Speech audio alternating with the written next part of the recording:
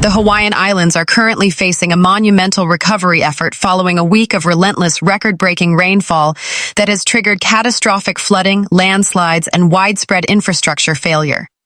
Governor Josh Green has extended the state of emergency as damage estimates soar into the hundreds of millions of dollars, marking this as one of the most severe weather events in the archipelago's modern history. The disaster was precipitated by a powerful Kona Low, a type of seasonal cyclone in the North Pacific that pulls moisture-rich tropical air from the south.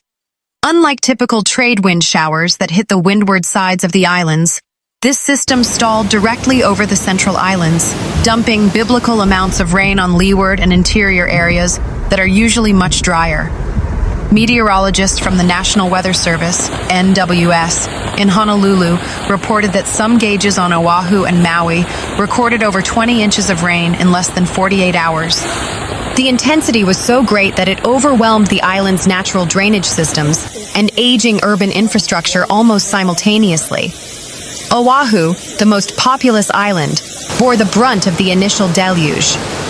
The North Shore and Windward communities were transformed into disaster zones overnight.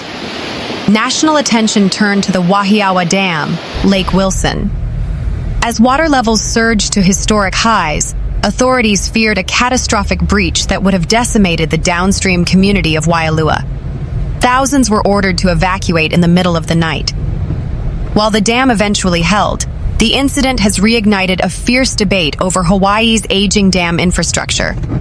In the capital, the Manoa Stream overflowed its banks, sending a torrent of brown, debris-laden water through residential neighborhoods and the University of Hawaiʻi at Manoa campus.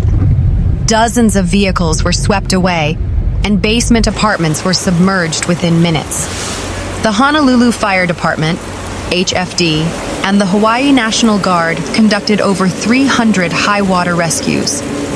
In one harrowing incident, a family of 5, including an infant, was plucked from the roof of their SUV just moments before it was swept into a swollen drainage canal. In the fire-scarred regions of West Maui, the lack of vegetation meant there was nothing to hold the soil. Massive mudslides and debris flows cascaded down the mountains, burying roads and further damaging the fragile recovery sites in Lahaina. In Upcountry Maui, bridges were washed out, leaving hundreds of residents in Kula and Makawao isolated without power or running water. Emergency supplies are currently being ferried in via helicopter. The Garden Isle of Kauai saw the closure of the Honolulu Bridge, a recurring flashpoint for flooding, which cut off the community of Honolulu from the rest of the island for 3 days. Meanwhile, on the Big Island, lightning strikes from the Kona Low disabled several power substations, leaving over 15,000 residents in the dark amidst torrential downpours. Governor Josh Green's emergency proclamation has activated the National Guard and authorized the use of major disaster funds. Preliminary assessments suggest that over 40 bridges across the state require structural inspections, and miles of coastal highways have been undercut by erosion. The State Department of Health has issued a brown water advisory for all islands. Runoff containing pesticides, animal waste, and untreated sewage has entered the nearshore waters, posing a severe threat to Hawaii's delicate coral reefs and public health. Farmers on the North Shore of Oahu and in central Maui report near-total losses of leafy green crops and tropical fruits, which is expected to drive up local food prices in the coming months. As the clouds finally begin to part, the scale of the cleanup is becoming clear. Thousands of residents are returning to homes filled with thick, foul-smelling mud. Meanwhile, residents of the lush, emerald-green Manoa Valley awoke to a nightmare this week as a stationary Kona Low weather system transformed the tranquil Manoa Stream into a violent, overflowing river. The resulting flash flood has left a trail of destruction through one of Honolulu's most historic and densely populated residential areas, causing millions in property damage and paralyzing the University of Hawaiʻi at Manoa campus. Manoa Valley is geologically predisposed to high rainfall, often referred to as the rainy valley of Oahu. However, the meteorological events of the past 72 hours moved far beyond the typical tropical showers. The Kona Low, pulled an atmospheric river of deep tropical moisture directly into the valley's steep amphitheater-like ridges. As the moisture hit the Kona Low mountains, it was forced upward, orographic lift, cooling and condensing into torrential rain. Radar estimates confirmed that the upper reaches of the valley received an astonishing 12 inches of rain in just 6 hours. With the ground already saturated from previous weeks of light rain, the valley's natural drainage reached its breaking point. The Manoa Stream, which usually flows several feet below its banks, rose over 15 feet in less than an hour. A surge so rapid that many residents had no time to move their vehicles or sandbag their homes. From the back of the valley near Leon Arboretum down to the low-lying areas near Old Stadium Park, the destruction is widespread. In the upper reaches of Manoa Road and Lowry Avenue, the force of the water was strong enough to jump the banks, sending boulders and uprooted albizia trees into living rooms. Dozens of historic homes, some dating back to the early 20th century, have suffered catastrophic foundation damage.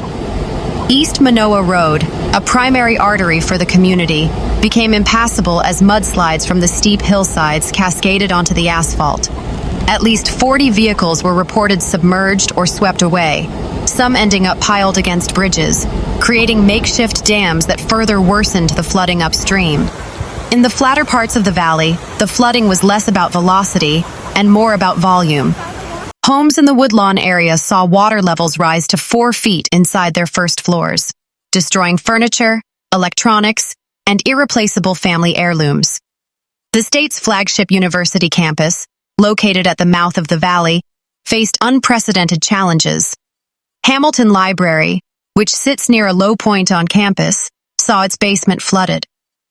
Volunteers and staff worked through the night to move rare Hawaiian and Pacific collections to higher floors.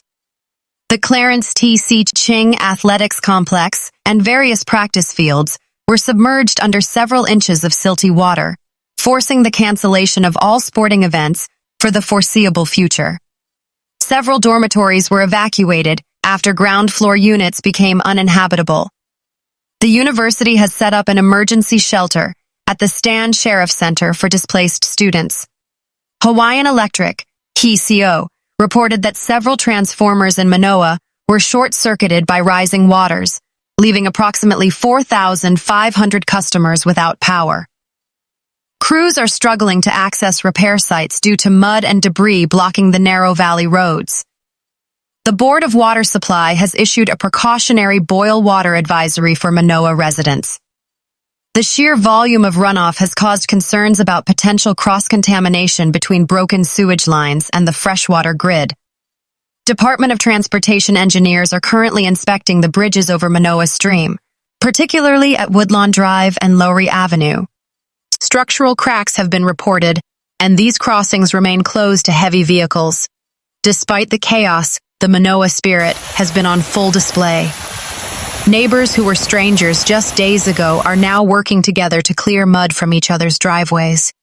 I've lived here for 40 years, and I've seen the 2004 flood, but this was different, said Kenji Tanaka, a retired schoolteacher whose home was flooded. The water didn't just rise, it roared. If it weren't for the young guys next door helping me get to the second floor, I don't know if I would have made it. Search and rescue teams from the Honolulu Fire Department, HFD, performed over 50 swift water rescues in the valley alone. Miraculously, despite the intensity of the event, no fatalities have been confirmed in Manoa as of Tuesday afternoon. The environmental impact extends beyond the valley. All the debris, motor oil, sewage, and silt from Manoa has flowed into the Alawai Canal and out into the ocean at Waikiki. Health officials have closed the world-famous Waikiki Beach to swimmers due to extremely high bacteria levels and the presence of ghost debris, submerged logs and trash that pose a physical danger to surfers. Biologists are concerned about the impact on native freshwater species in the Manoa Stream, which may have been swept away by the extreme velocity of the water. As the state begins to tally the costs, which are expected to exceed $150 million for the Manoa area alone, local leaders are calling for urgent action. "We cannot keep treating these as freak accidents," said a local city council member. Manoa is a canary in the coal mine. As global temperatures rise, these Kona Lows are holding more moisture.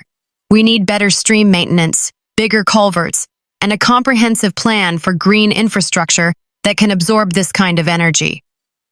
Meanwhile, the lifeline of Oahu's North Shore and Windward coast, the iconic Kamehameha Highway, has been transformed into a series of disconnected islands following a catastrophic Kona Low storm system.